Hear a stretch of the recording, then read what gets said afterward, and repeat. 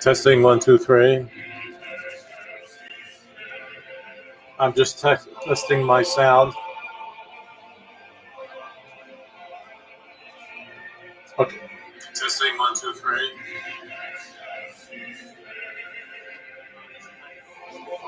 Okay, well, I was just doing a little sound test over there. And let me lower this here. Seems like the sound is good. And let's just get some local music here. Let's see. Getting set up here.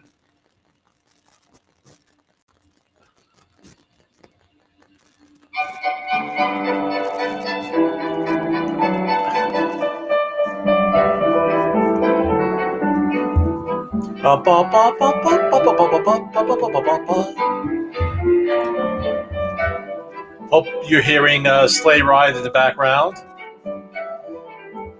It's December 27th. I know I'm starting a little bit earlier. I had a long day. Thankfully, it's because I've been busy. So I'll just slow this a little bit.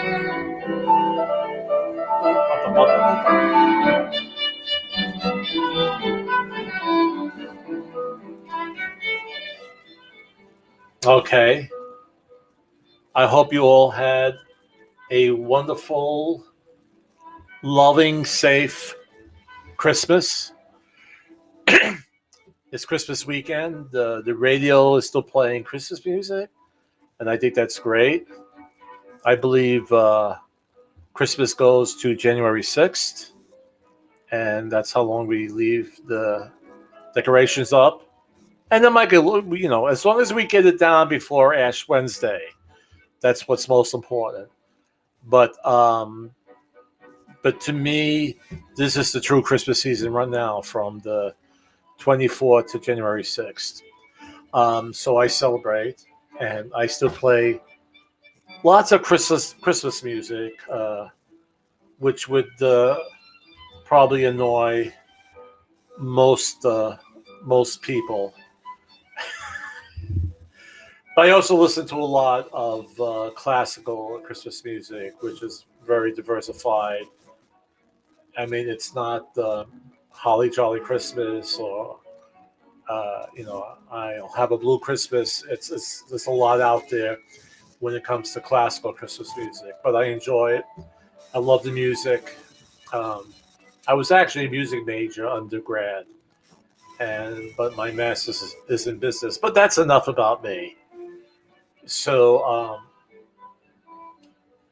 and again, I apologize. I'm going to change the time schedule because I'm predicting that 2021 is going to be very, very busy.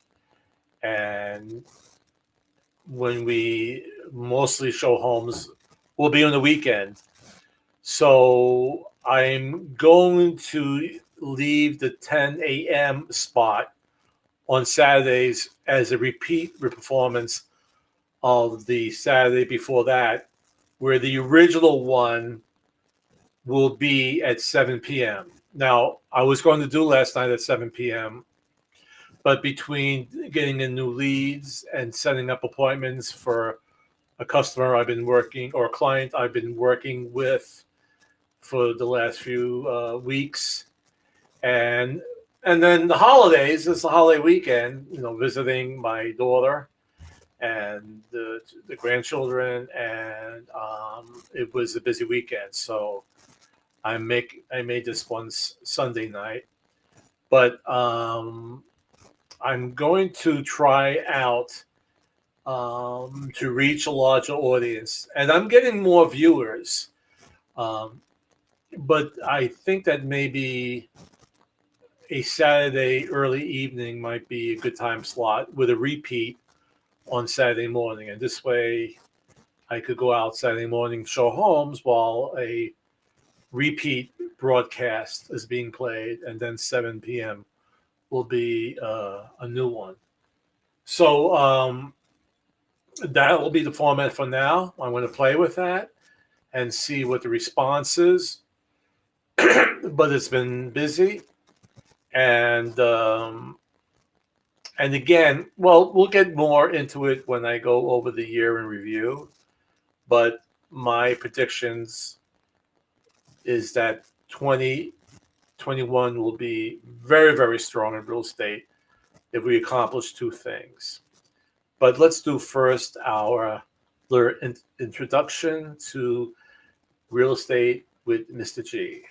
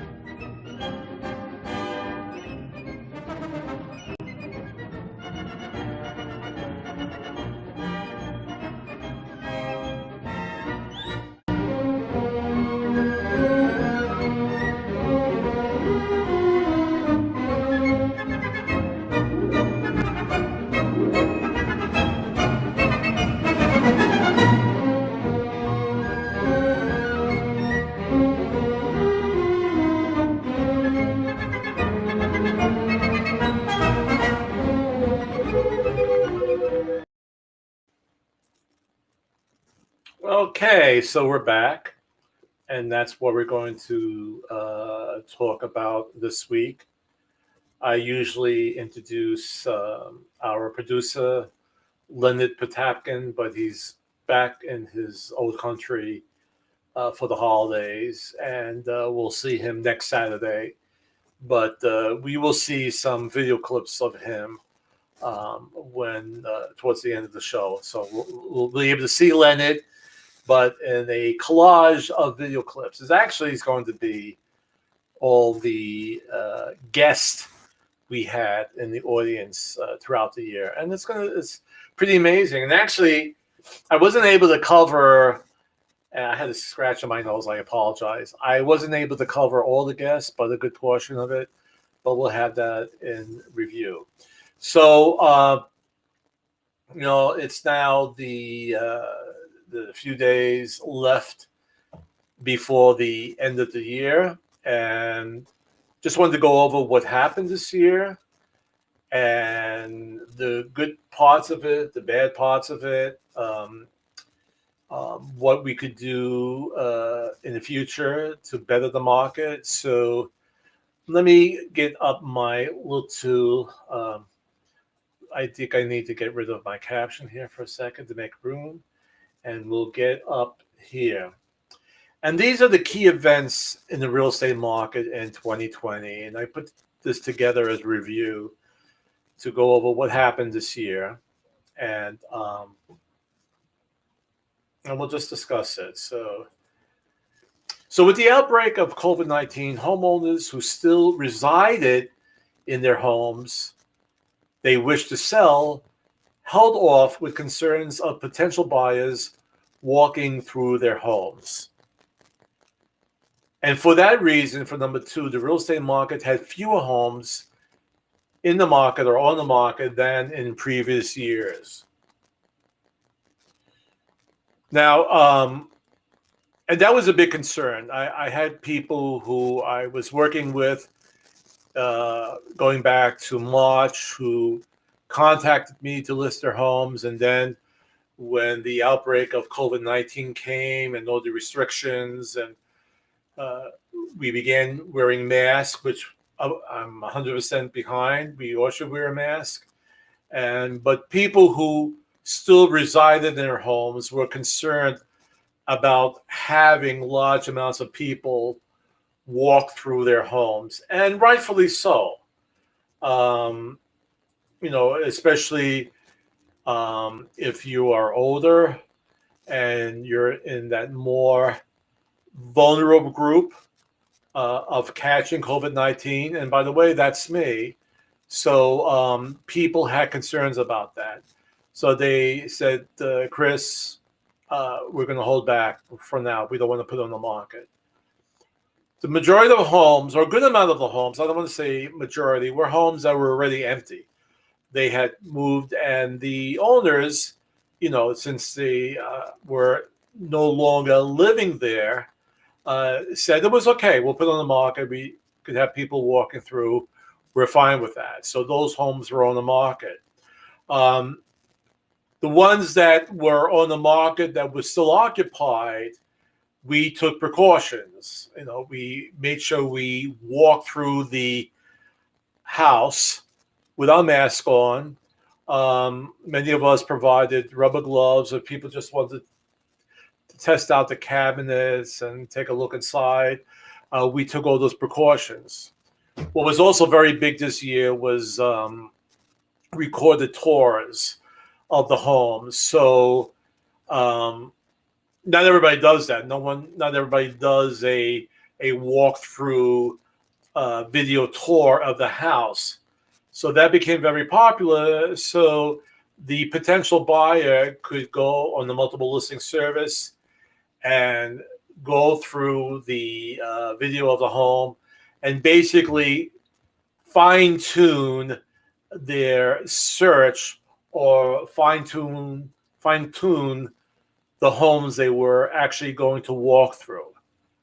In the past, if a potential buyer picked out 20 homes, we would walk through those 20 homes.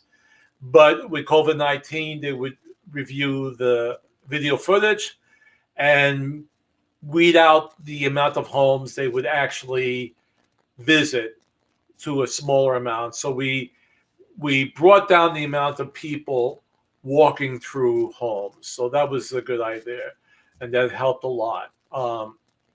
Granted, videos and even photos could be misleading, especially when it comes to size, especially when it comes to seeing some imperfections in different parts of the home, whether it's the framework, the moldings, if there's any type of wood rot or columns. That's something I saw today. You're never going to see that through a video. I mean, no one's going to take a close-up of wood rot that's on the porch, on the column, on the facet, or the soffit, so that is most likely not going to show up on video.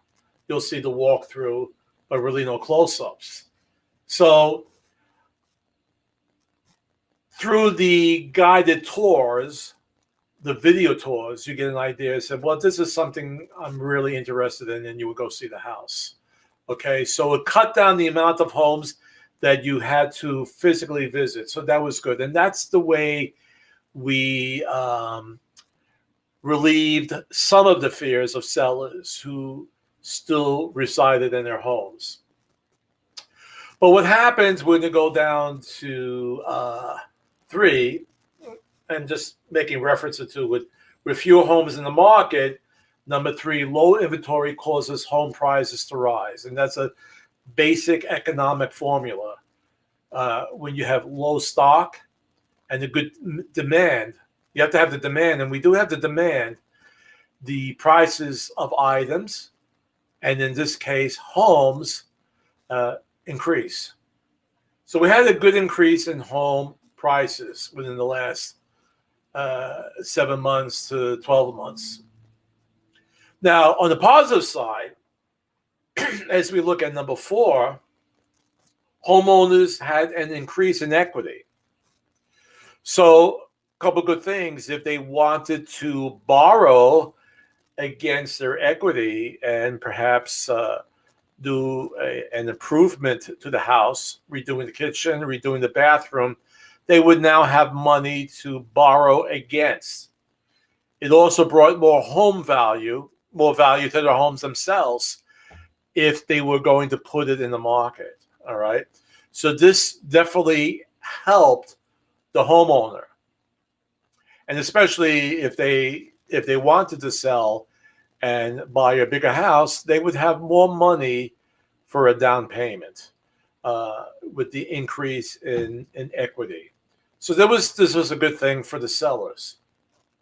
But what was good also for the buyers, like even though we had this increase in home values, well, first we have number 5, buyers in the market were met with lots of competition. So that may not be the greatest thing for your home buyers. Okay.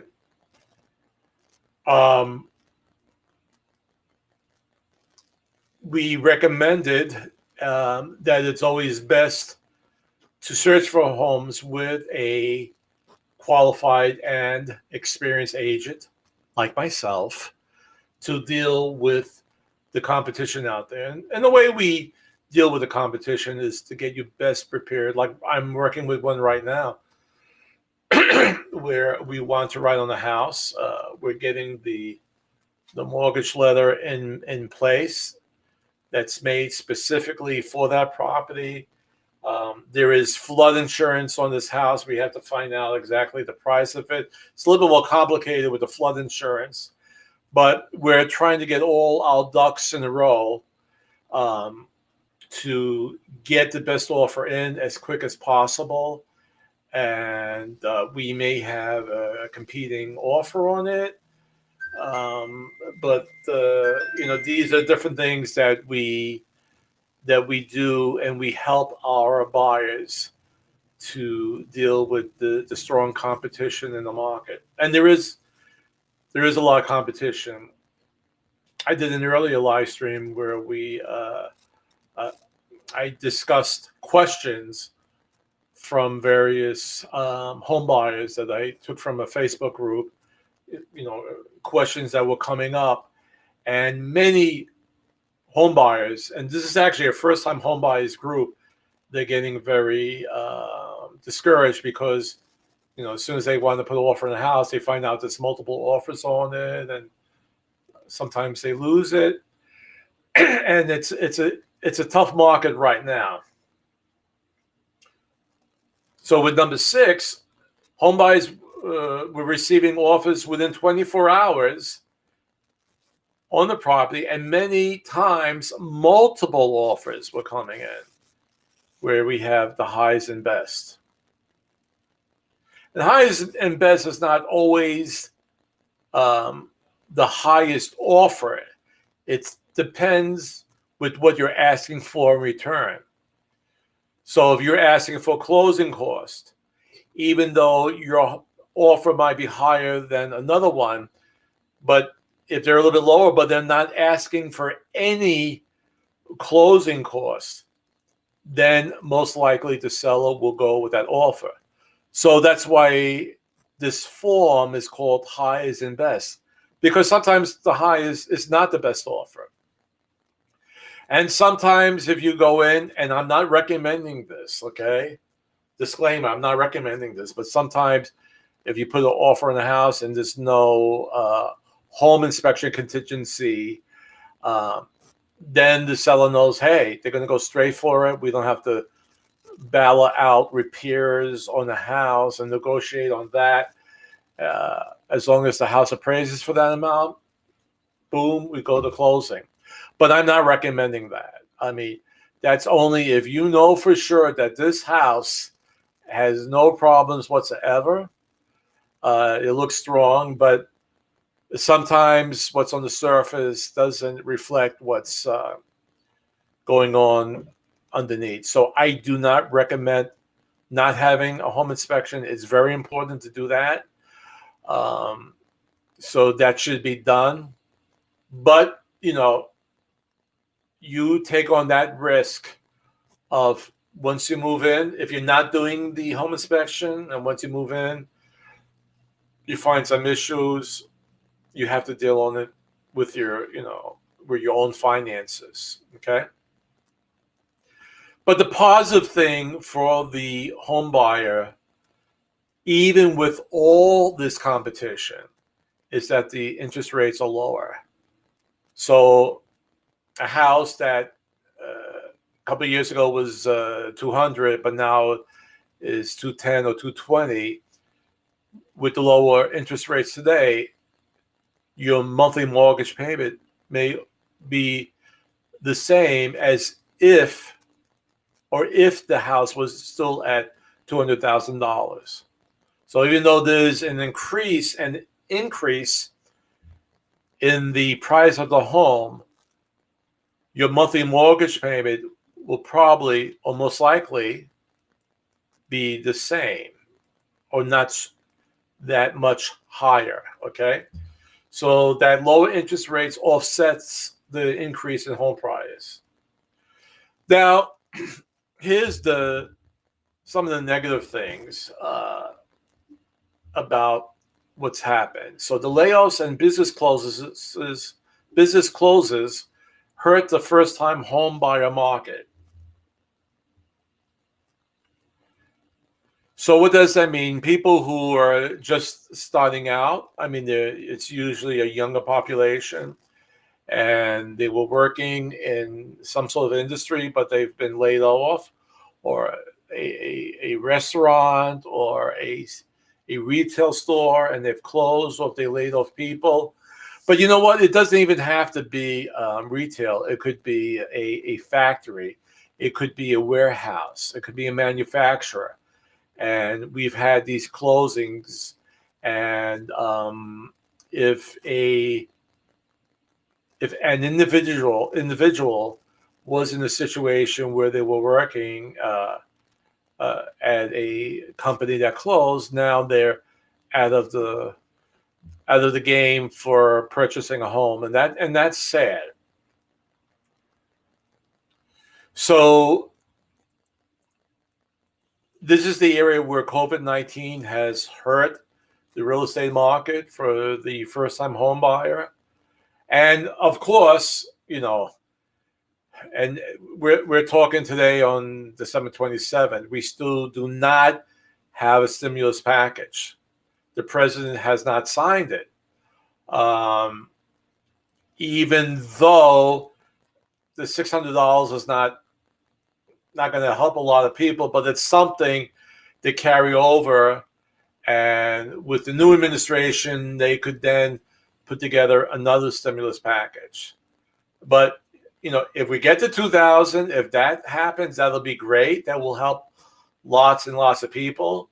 But we need the extension on of people being evicted from their homes or foreclosed on their homes. People who are unemployed right now, they could use that extra. I hope it goes back to 600.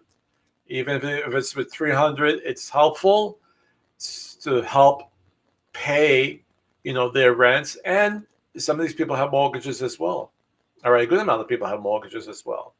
But what also happens, if we look at number 9, owners of investment properties are in financial difficulties as renters cannot pay their monthly rents. So they, who are investment owners, property owners, they're having trouble paying their mortgages on the houses they are renting. All right. So we may see in 2021, if we don't have this situation cleared up, more foreclosures within the investment industry. Okay. So this stimulus package is truly, truly needed. And as I scroll down even more, okay. So what is, okay, I typed this up pretty fast. I don't have all my correct tenses of my verbs. What is needed most is to get COVID-19 under control and eradicated. Okay. Now that's number 1, because once we get it under control and eradicated, hopefully some businesses can come back. Some businesses could go back and hiring a full staff of workers. All right. Even when it comes to supplies, If you've been going to your Home Depots, your Lowe's, your Ace Hardware stores, some items you will see are very, very low in supply because these manufacturers are not getting them out because they have people out sick. They have people, or they've laid off people because they can't pay them. So we need to get this under control. I believe we will. I'm feeling very positive. This is personal because we have the vaccine, and praying to God that it's going to knock it out. We're not going to have any difficulties with it. It's going to take a while before it reaches the general public, and hopefully that's done. I like to see that done. Or we all would like to see it done by, March, April. It might have to be late spring or early summer where we really have the reins on this COVID-19. But I believe it's going to happen. I feel strong about that. And number two, a new stimulus bill has to be signed. We have to get something out to the people to help the people who've been laid off, who are not working, who can't make their rent payments, to investors who cannot pay their mortgages on the houses they are renting, to the different industries, to the entertainment industries, like the movie cinemas, to the opera houses, to the concert halls, to the other areas, other venues, whether it's rock music, if it's jazz music. And don't forget, it's a domino effect. If people are not going to the Virginia Amphitheater to see, a band perform, that's hurting. All the employees who work there are hurting. The vendors, the concession stands are hurting. The restaurants nearby are hurting. The parking lots are hurting. Okay. So it's a domino effect, and it affects many, many people. So this has to be done in this year coming up.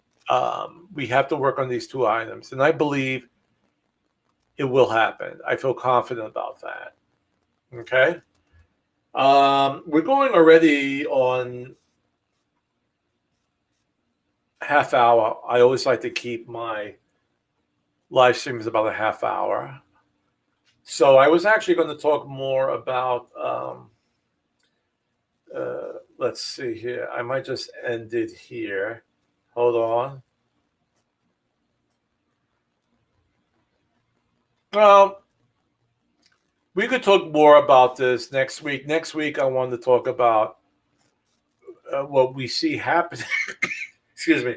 What we see happening in 2021, and I could include that in next Saturday, which will be the day after New Year's. It'll be a brand new year, and we'll see also what happens during the week. If we get a stimulus package signed, we could talk about that. So this session was the year in review, and next Saturday we'll talk about what to expect in 2021. So what I also wanted to do is that I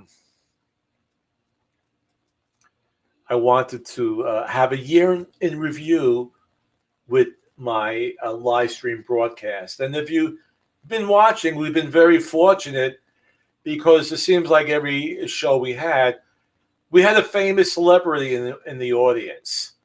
And it was always introduced by Leonard Potapkin, my producer. He would all of a sudden find out we had a famous celebrity in the audience, and he showcased them. So I put together a collage of the different people who were in the audience in 2021, and I didn't do everybody, because if I did everybody, it would go on, for about 5-10 minutes. I just did kind of the highlights. So right now, excuse me, we're going to see who were a review of the year in review of the famous celebrities that were in our audience. Okay. Ladies and gentlemen, Mr. Stevie Wonder.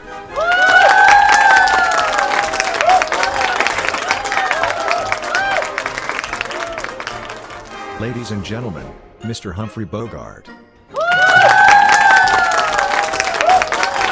Ladies and gentlemen, Mr. Irving Berlin.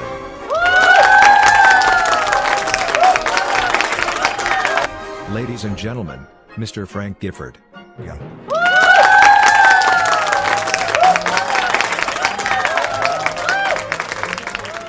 Ladies and gentlemen, the eminent Pope Francis.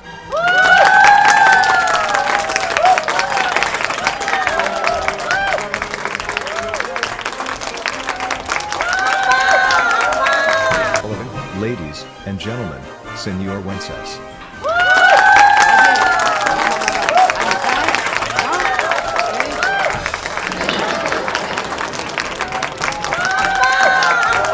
Ladies and gentlemen, the Flying Zacchinis.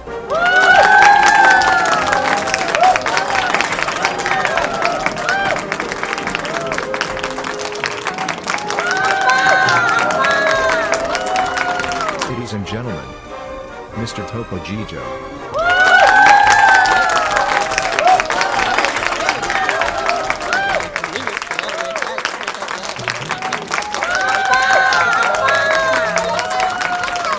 Ladies and gentlemen, Mr. Robert De Niro. Hi, Mr. De Niro. Is that you? Who's this? It's Chris Gargiulo. Yeah, can I help you? Thanks for calling in. Have you watched the show? Yes, I did. What are your thoughts? Could you at least try maybe to consider another profession? Mr. De Niro. Well, anyway, thank you everybody for watching the show today. And Well, you have to say that was very impressive, and I think the two favorite was when the Pope stopped by and gave his blessing, and that was really, really nice. And then when Robert De Niro called in. So hopefully we'll have more surprises in 2021. And so we're going to sign off now. And again, enjoy this season. Remember the purpose of Christmas. Keep in your heart love and understanding, compassion, and most of all, hope. Okay, so we'll see you next week, 7 p.m. on Saturday, but I'll rebroadcast this next Saturday at 10 a.m. Okay, be well, my friends, and we'll talk really soon.